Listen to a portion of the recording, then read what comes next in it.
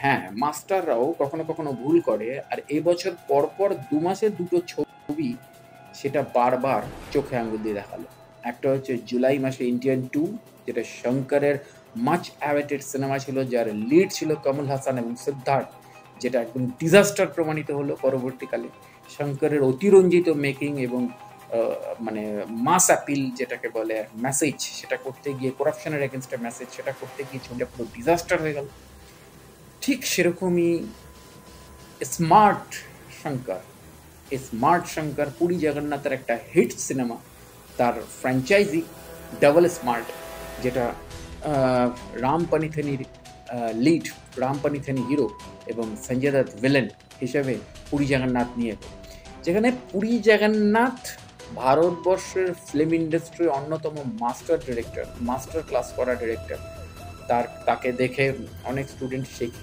সেই পুরী জগন্নাথ তার কেরিয়ারে অনেক বাঘা বাঘা হিট ছবি দিয়েছে, যার মধ্যে আমার একটা অন্যতম ফেভারিট ছবি হচ্ছে কাহিনী রবি তেজার। এটা প্রায় 2007-08 সিনেমা, যেখানে দেখানো হয়েছিল যে একজন অ্যাসিস্ট্যান্ট ডিরেক্টর কীভাবে ডিরেক্টর হয়ে ওঠে এবং ডিরেক্টর হতে গেলে তাকে কোন কোন ঘাত প্রতিঘাতের মধ্যে দিয়ে যেতে হয়। একটা দুর্ধর্ষ গল্প এবং দুর্ধর্ষ মার্কাটারি অ্যাকশনের ছবি ছিল। এবং তারপরে অমিতাভ বচ্চন এবং সোনু সুদকে নিয়ে বুড্ঢা হোগা তেরা বাপ বলেও একটা বলিউডে হিন্দি সিনেমা বানিয়েছিল। পুরী জগন্নাথ এরপরে আরও অনেকগুলো সিনেমা বলিউডে বানিয়েছিল। মানে মানে সাউথ ইন্ডিয়া তো ছেড়েই দিন, সাউথ ইন্ডিয়া তো তার ঘর, তার ঘরের জায়গা। কিন্তু এই ডবল স্মার্টের আগে পুরী জগন্নাথ যে ছবিটা দিয়েছিল, সেই ছবিটা আবার ডিজাস্টার হয়েছিল কোথাও।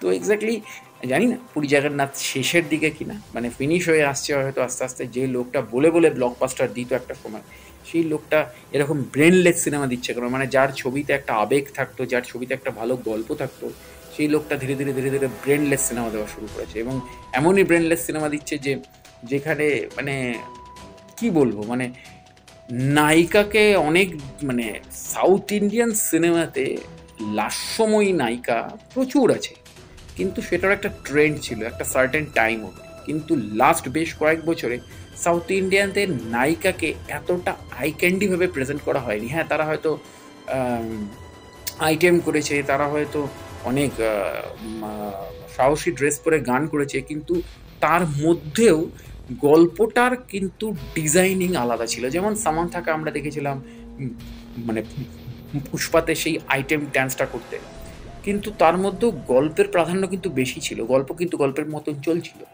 কিন্তু এই সিনেমাতে নায়িকার মানে আই ক্যান্ডি প্রেজেন্টেশনটা যেন বেশি মাত্রায় ধরা পড়ে গেছে।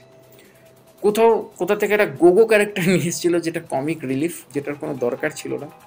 এবং তার সাথে সাথে সঞ্জয় দত্তকে একটা খুব মানে অড ভিলেন লেগেছে। মানে যে সঞ্জয় দত্তকে আমরা অগ্নিপথে ঋত্বিক রোশনের সাথে সেই লেভেলের ভিলেন অবতারে দেখে এসেছি, বা যে সঞ্জয় দত্তকে আমরা লিওতে এই লেভেলের ভিলেন অবতারে দেখে এসেছি, KGF 2-তে যে লেভেলের ভিলেন অবতারে দেখে এসেছি, সেই সঞ্জয় দত্তকে এমন একটা বিচ্ছিরি স্টাইলের ভিলেন অবতারে প্রেজেন্ট করলো পুরী জগন্নাথ, যেটা আনএক্সপেক্টেড।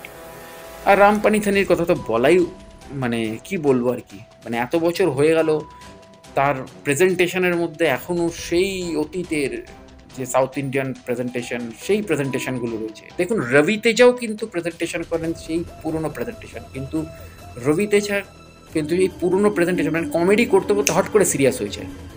রবি তেজার যেটা যেটা সবচেয়ে বড় ফর্মুলা, কমেডি করতে করতে সিরিয়াস হয়ে যায়, সিরিয়াস থাকতে থাকতে হট করে কমেডি হয়ে যায়। এই যে টাইমিংটা, এই টাইমিংটা কিন্তু ভারতবর্ষের অনেক বাঘা বাঘা হিরো ফলো করে। এবং কোথাও আমাদের জিদ্দার মধ্যেও একটা মানে রবি তেজার একটা জায়গা আমরা দেখতে পাই। তো এক্স্যাক্টলি সেই জায়গা থেকে দাঁড়িয়ে রাম পানিথানি যেন এখনও সেই 20 বছর 15 বছর আগেকার সাউথ ইন্ডিয়ান হিরোদের মতনই প্রেজেন্টেশন করছে। এবং অদ্ভুত লাগলো যে স্ক্রিপ্টে এখনও মানে ওই সেই নায়িকাকে নায়ক খুব বাজে দৃষ্টিভঙ্গিতে দেখবে, খুব দৃষ্টিভঙ্গিতে দেখবে, এগুলো এখন একটা ক্লিশে জায়গায় চলে যাচ্ছে। কেননা দেশ ভরে এখন আন্দোলন চলছে বিভিন্ন নারী সুরক্ষা, নারী নিরাপত্তার ওপর। তো এক্স্যাক্টলি সেইখানে দাঁড়িয়ে এরকমভাবে তির্যক দৃষ্টিভঙ্গি, এগুলো একটা খুব মানে অড লাগে এখন সিনেমার ক্ষেত্রে। এবং যেখানে ভয়ঙ্কর ভয়ঙ্কর প্রজেক্ট আমরা দেখে নিয়েছি, যেখানে বাঘা বাঘা ওয়েব সিরিজ, বাঘা বাঘা সিনেমা আমরা দেখে নিয়েছি, সেখানে 2024-এ দাঁড়িয়ে এই ডাবল স্মার্ট খুব একটা ভালো লাগলো না। কিন্তু ওই যে ব্রেনলেস কমার্শিয়ালের দর্শক বেশি থাকে ভারতবর্ষে, তাই জন্য ছবিটা রমরম করে চলছে এবং আগামী দিনেও ছবিটা চলবে, বক্স অফিস সাফল্যও পেয়ে গেছে।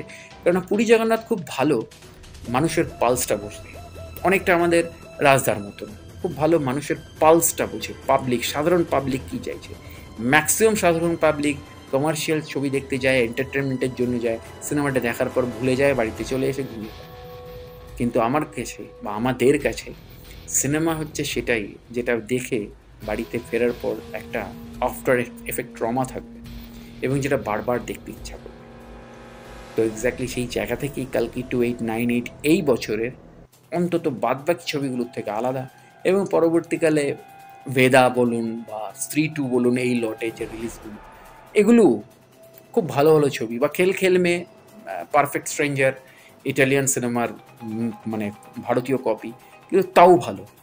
কিন্তু ইভেন থাঙ্গালান, থাঙ্গালান তো একটা ওয়ার্ল্ড ক্লাস ছবি এই লটে, মানে 15ই আগস্টের যে রিলিজগুলো রয়েছে তার মধ্যে।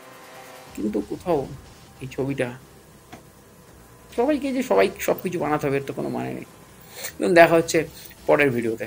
অবশ্যই আমার চ্যানেলটি সাবস্ক্রাইব করে বেল আইকনের অল নোটিফিকেশনটা চলে। নমস্কার।